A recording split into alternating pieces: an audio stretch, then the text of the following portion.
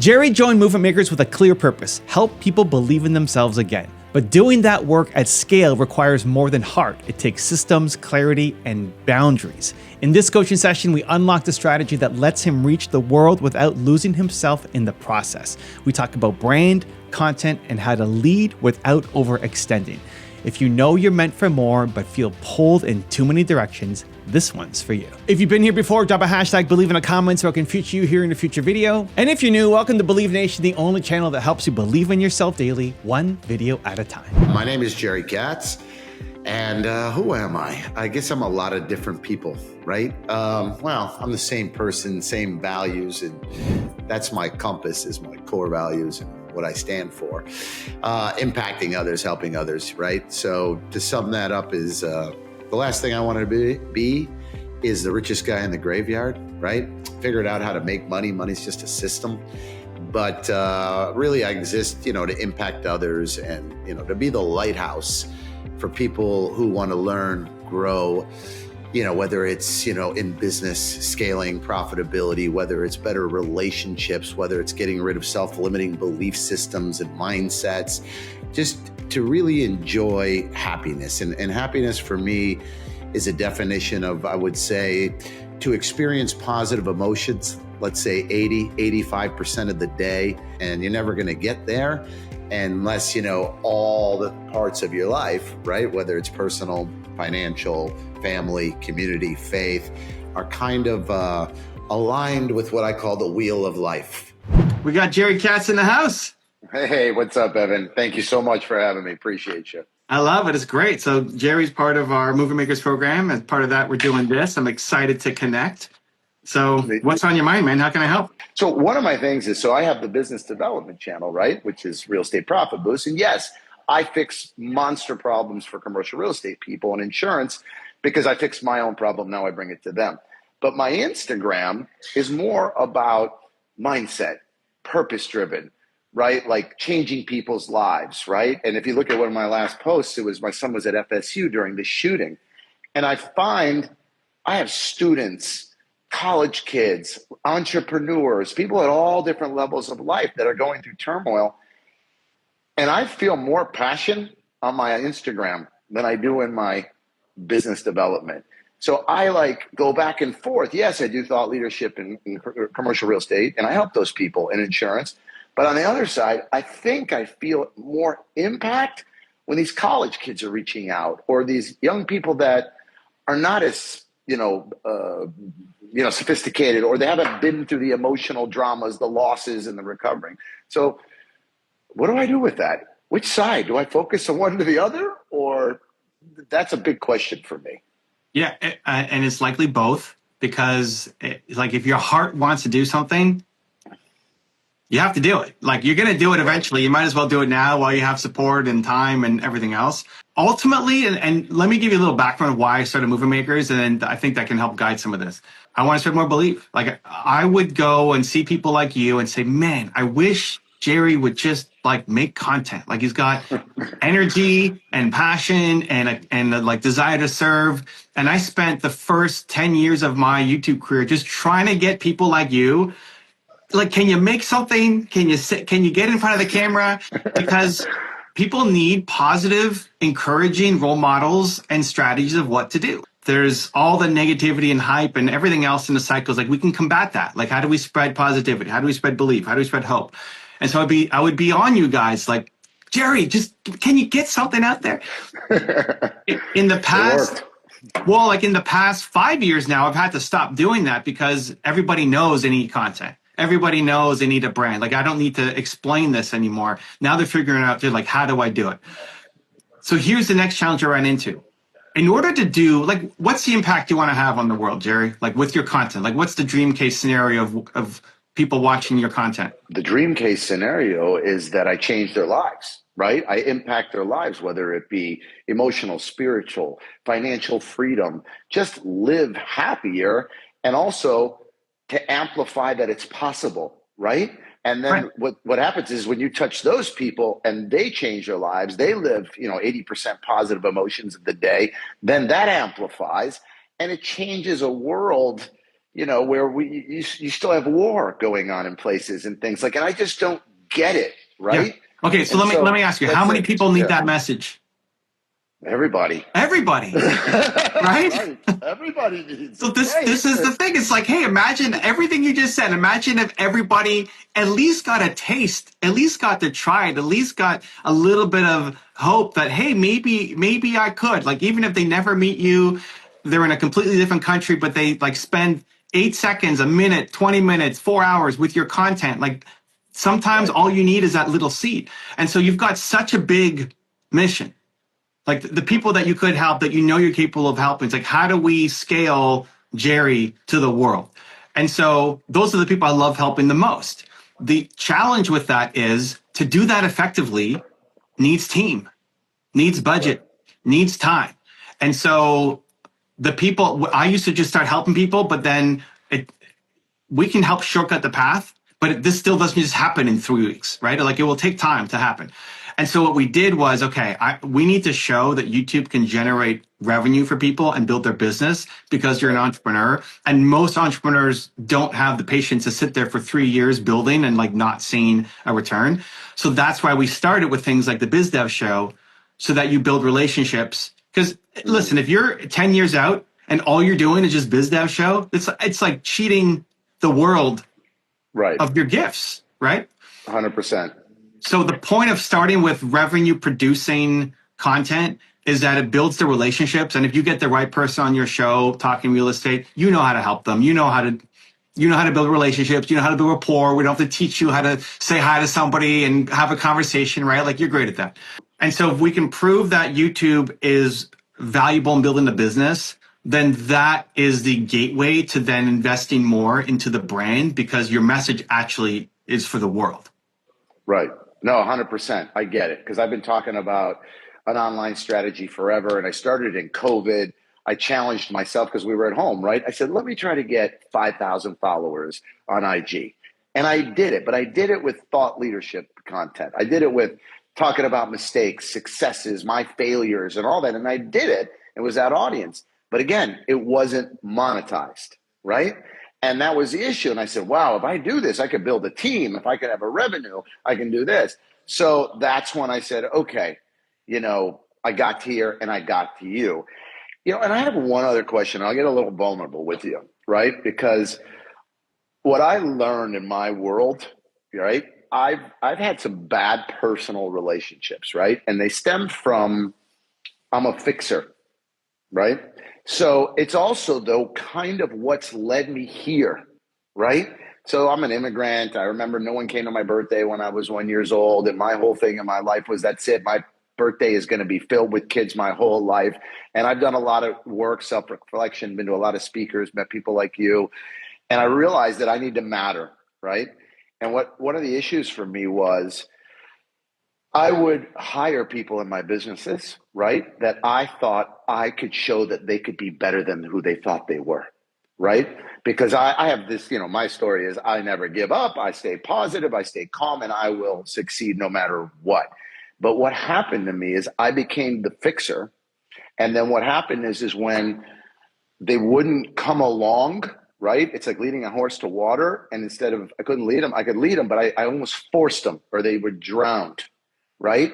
And I got into this cycle of me trying to do this. And at the end, when they couldn't come all the way to where I thought they could be and get rid of all these self-limiting beliefs, which I still have, we all still have, I felt no gratitude. I felt empty. I felt unloved. And I felt like, and it was disheartening. And I'll tell you, I had a breakthrough around 8-9 years ago through coaching and entrepreneurs and teams that we built around us. That's what limited my business growth. I was hiring people because I felt that I could help them, achieve. But at the end, I was strangling the big business and I was exhausting myself, right? And I broke that pattern recently. And I finally got it, that I need to attract people that are way smarter than me in the business. And if people don't want to hear the message, I can't force it. You ever had an experience like that recently? I went through something like that. Yeah, all the time. And honestly, it's usually just a pacing issue. It's like you want to run and all they can do is crawl. Right. And so it's actually slowing down. Like the easiest baby step for you is monumental for them. Right. It's like, and so it's meeting them where they're at and giving them what they need just to take the next step. And if people want to run, you can run. Like I look at people in our mastermind group, right? It's like, let's run. We're going to run, right? Right. When I'm talking to achievers, like in our mastermind, then it's like a much harder push. If I'm talking to somebody who's just getting started, they can't hear the push. It's like, believe, let's go. It's like, they need the hug, not the push. Right. So it's meeting people where they're at. And that's where content at scale can really help. It's because like your video might be the reason that they wake up today and do something, right? That little hit. But it doesn't mean that they should be a VP at your business, right? If they're not ready to run, then it's too much of a lift to take them. Like, you know, for the business outcomes that you're looking for, you don't need crawlers. But how do you help those people? It's content at scale. It's sometimes like even just a hug and saying nothing is all somebody needs. Right. And as like achievers and we could see the potential, it's like, oh my, you should go out there. Right. Right. But, so when they see that and then it's like it feels like almost being rejected or they're not doing it. And like, it's almost worse to then push somebody too hard. If they consider you a mentor and then you push them too hard and then they don't live up to your expectation, then maybe they never do it again. Like that. If you're coaching somebody and they don't do the work, then they don't want to come back a lot of times. And so it's just meeting people where they're at. Because I had to overcome this stuff too. Like when I took over, I run the largest salsa dance school in Canada, maybe North America. That's how I met my wife.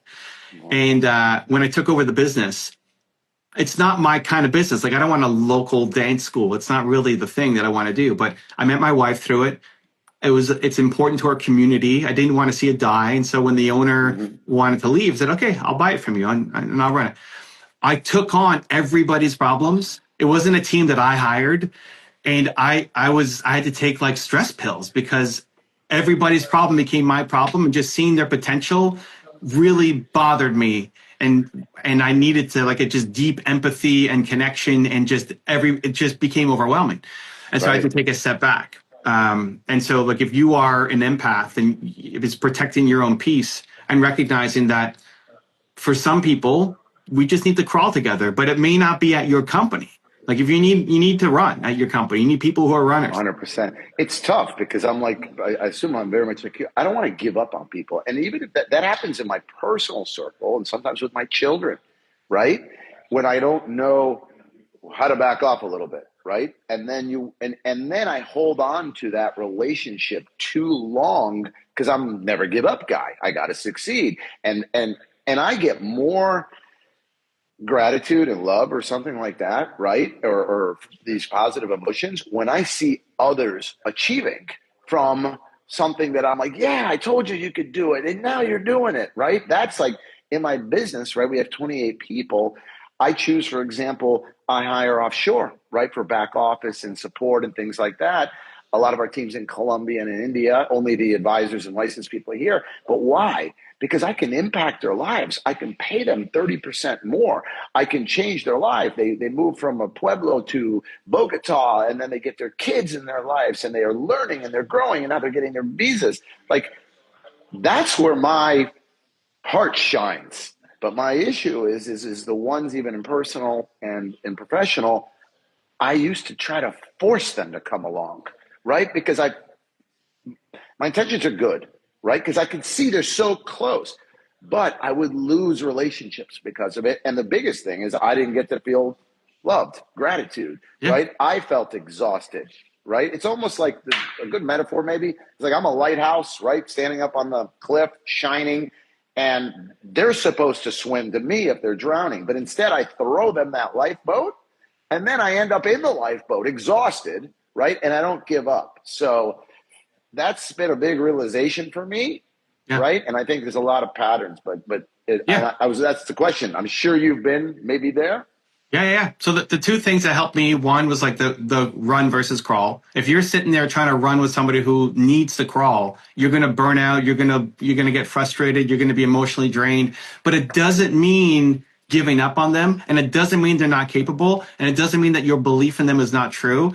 It's just when it's too big a step, it seems like it's impossible. But the step seems easy for you, but for them, it's like this mountain that goes into the clouds.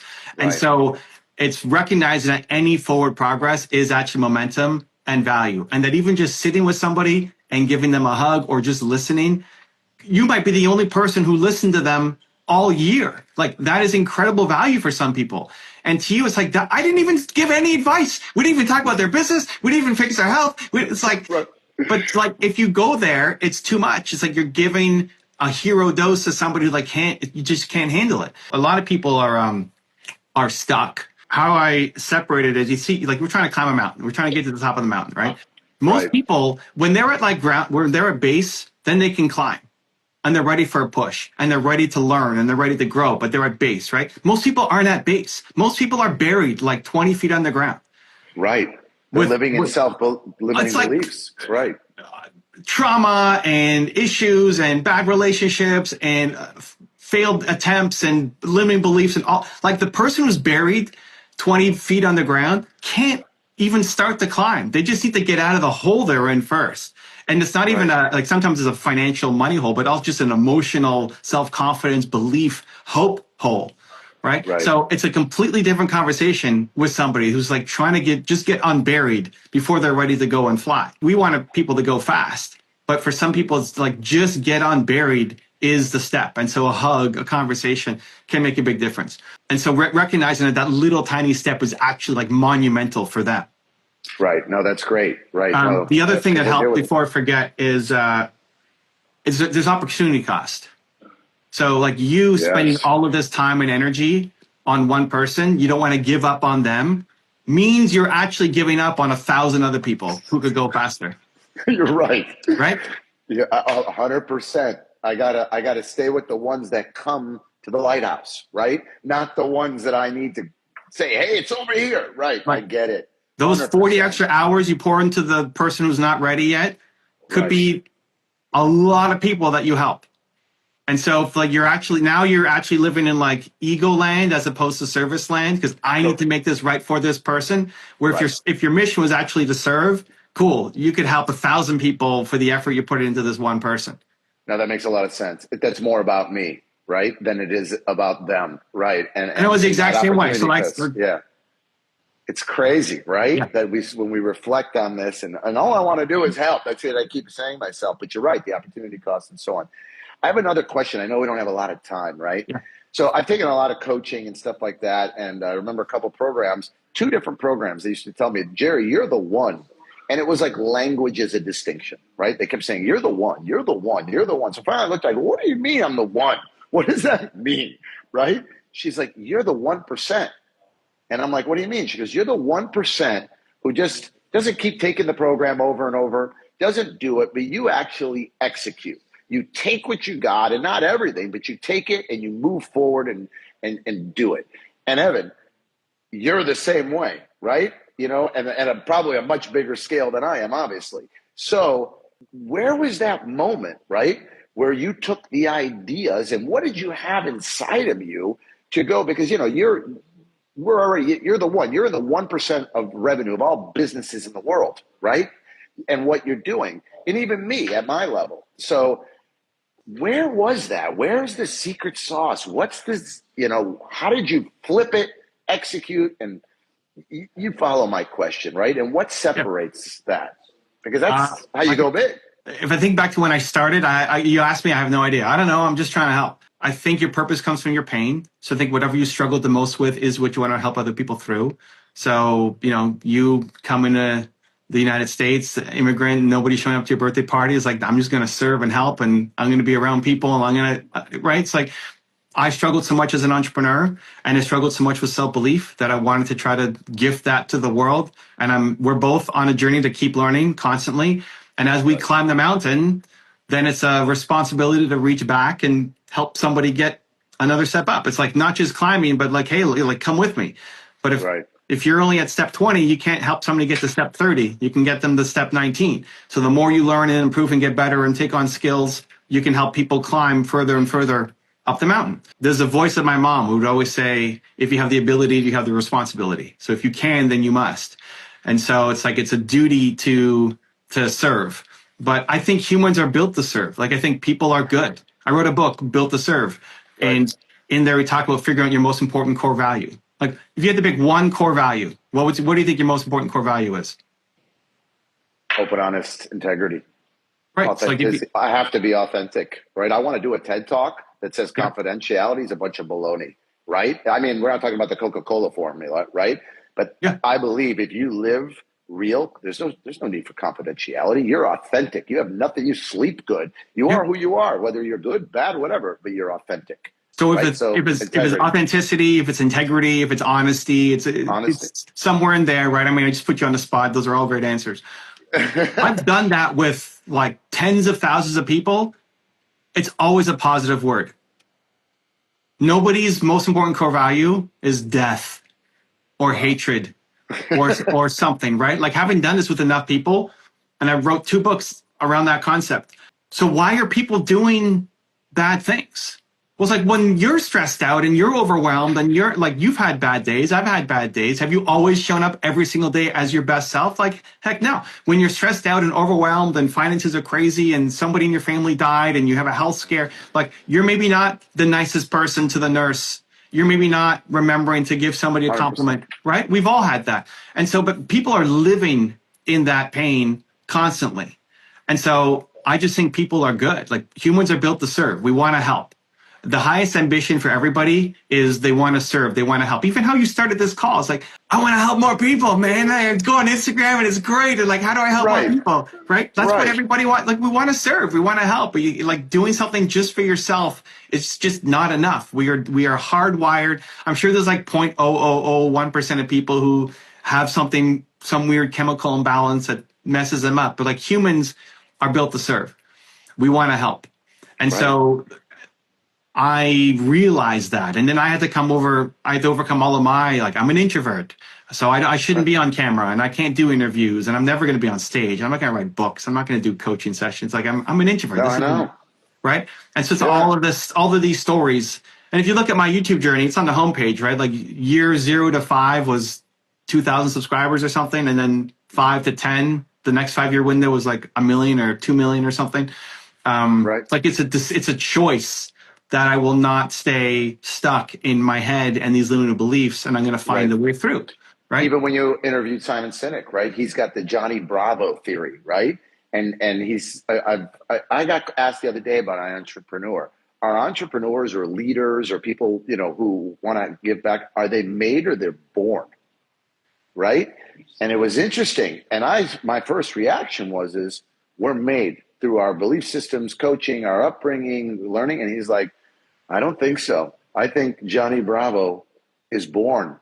Like you just have, Johnny Bravo, when there's 200 people left behind you in the war zone, nobody asks them to go back. They remain calm and they go and they save the world. What do you think of that, Evan? Curious. I don't know. I don't think about it. Either. It's more, okay, so who's asking that question? It's whatever you want to do, you can do. Right. If you want to be an entrepreneur, you can go do that. I believe that. So like if somebody's asking me that question on themselves, like it's usually I don't know if I'm an entrepreneur because I don't know if I have it. I don't know if I was born with it. It's like, okay, but do you want to be an entrepreneur? Like, is it actually in your soul to be an entrepreneur? Like when you asked about making content, which do I do? It's like, well, you're going to have to do the other one anyway. Like it's in your heart, whether you do now or in 2 years or like it's in you. So it's going to have to come out. If you really want to do this and it's in your soul, you can do it. And the rest is just limiting beliefs. It's like, was I made or born? Like I had the belief system that introverts can't make content and introverts can't go on camera. And like, that's just not me. That's like Kevin O'Leary and Mark Cuban and, all these extrovert types, right? That's not me.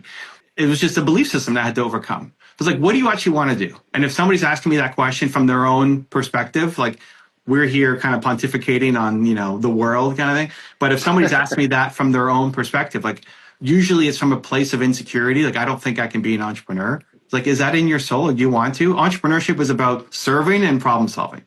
Right. Do you want to serve people? Humans are built to serve. Do you like problem solving? You can. You don't have to be the riskiest person of all time. Like you don't, some entrepreneurs take crazy risks. A lot of are very, very conservative, very safe. You don't have to take a lot of risk. So for me, it just comes down to on a macro. I don't know. I don't really pay attention to it. But for the person in front of me, who do you want to be? What do you want to accomplish? Where do you want to go? What's in your heart? What's in your soul? Like, and whatever that is, whatever's in your heart and soul, you can do. And everything else is limiting beliefs that need to be eradicated. No, 100%. I mean, listen, I'm in your camp. And he was like, no, it's hardwired. But I didn't believe it. I wasn't an entrepreneur when I was born, right? I was a kid that nobody came to his birthday party, right? And that was what was important to me. And then he asked me another question. And I said, I go, what? He goes, what's the purpose of a business, right? I have my answer. I have a feeling we have the same answer, right? But my answer is, now, if I go back to the 90s when I was on Wall Street and had that poster on my wall that said the one with the most toys wins, insecure, money driven, didn't have enough money, immigrant family, I would have said money. But today, it's not. The purpose of me for business, and I know you're probably aligned, is to solve others' problems. And the larger I solve a problem, and this is my belief system today, I just get compensated by the universe for doing that, right? And I've made more money ever solving people's problems, whether it be in real estate and insurance or mentoring and entrepreneurs, than I ever had focusing on money, right? And that's why I found you to help me get to here. So what do you think?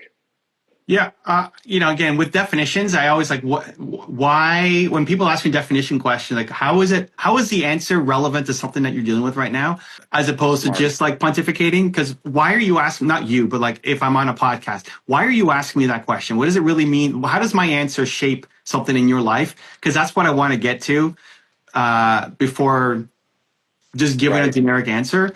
But I would say the purpose of life is to serve. What's the meaning of life? To serve.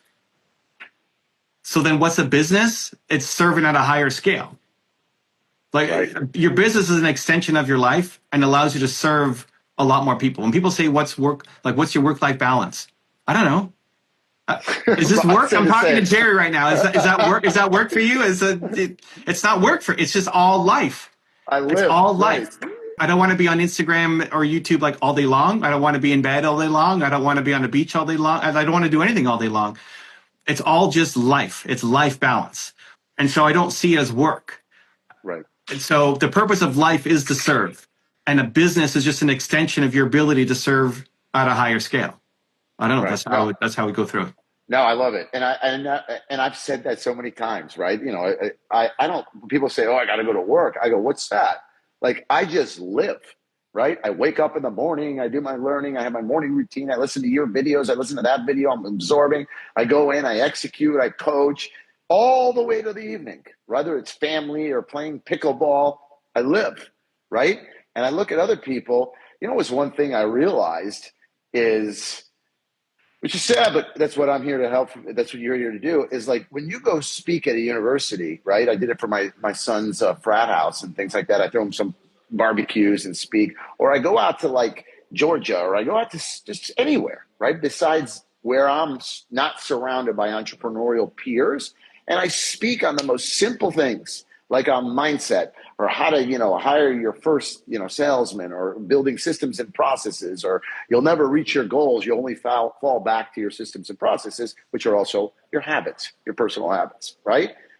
People are like, and I got off stage one time, first time I spoke, and there was like 150 people. I felt like come and ask me questions because I was the only guy not selling from the stage. I just told them that story, right? And I realized that day that just because I'm in a peer group of successful entrepreneurs that I chose to surround myself with, with YPO and EO, like they have these people out there like, wow, it's like the first time they read the Bible or something. Like, you know what I mean? It was like they heard something.